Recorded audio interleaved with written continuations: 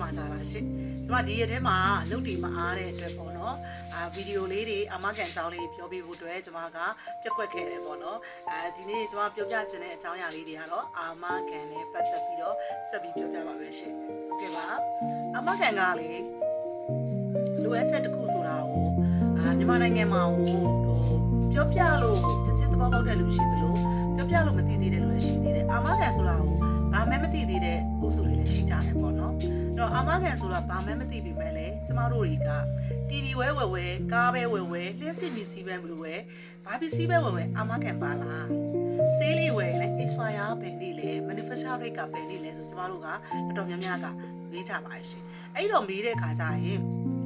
ကျမတို့ပစ္စည်းတစ်ခုဝယ်လိုက်တယ်အဲ့ဒီအာမခံကာလအတွင်းမှာပစ္စည်းကပြက်ချင်လည်းပြက်မယ်မပြက်ချင်လည်းမပြက်ဘူးဒါပေမဲ့ကျမတို့စီမှာအာမခံပါတယ်ငါရဲ့ပစ္စည်းက2 year 3 year အာမခံပါတယ်ဆိုတော့စိတ်ကြည်နေမှုရတယ်လေဟုတ်တယ်မလားအဲ့လိုပဲအာမခံဆိုတာကဟိုးအရင်နှစ်ပေါင်းများစွာတည်းရရှိပြီးသားပါဒါပေမဲ့လူတွေက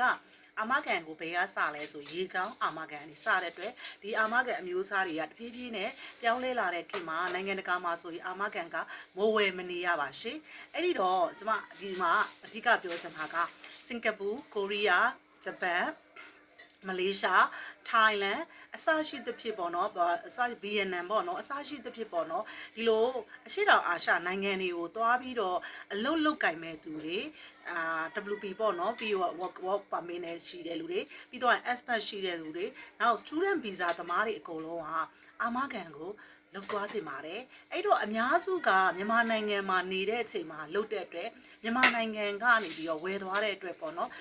ဥပမာပေါ့နော်ကိုကငွေစုတဲ့အာမခံအပြင်ကိုပြင်းထန်ယောဂ cover တွေကျန်းမာရေးအာမခံအကုန်လုံးရရှိနိုင်ပါတယ်ဟိုနိုင်ငံကိုရောက်သွားတဲ့အချိန်ကျရင်ကျမတို့တွေက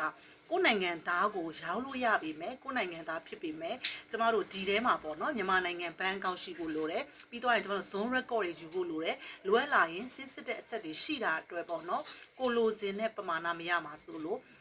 နိုင်ငံခြားကိုသွားတော့မယ် overseas ကိုသွားတော့မယ်ဆိုရင်ဒီမှာတည်းကအသက်အာမခံကျန်းမာရေးအာမခံပြင်းထန်ယောဂအာမခံကိုဝယ်သွားတင်ပါတယ်ဝယ်ပြီးသွားရင်လည်းနိုင်ငံခြားကိုရက်60အထက်သွားမယ်ဆိုရင်အကြောင်းကြားသွားလို့ရပါတယ်ရှင်ဒီဟာအတွက်စိတ်ပူစရာမလိုပါဘူးတချို့ဆိုရင်အာမခံဝယ်ထားတယ် DV ပေါက်လို့အမေရိကကိုသွားတယ်ဒါပေမဲ့ဒီအာမခံကိုသူတို့ဆက်သွင်းတယ်ပေါ့နော်ဘာဖြစ်လို့လဲဆိုတော့သူတို့ DV ပေါက်လို့သွားတယ်ပေါ့ဒါပေမဲ့အမေရိကန်နိုင်ငံမှာ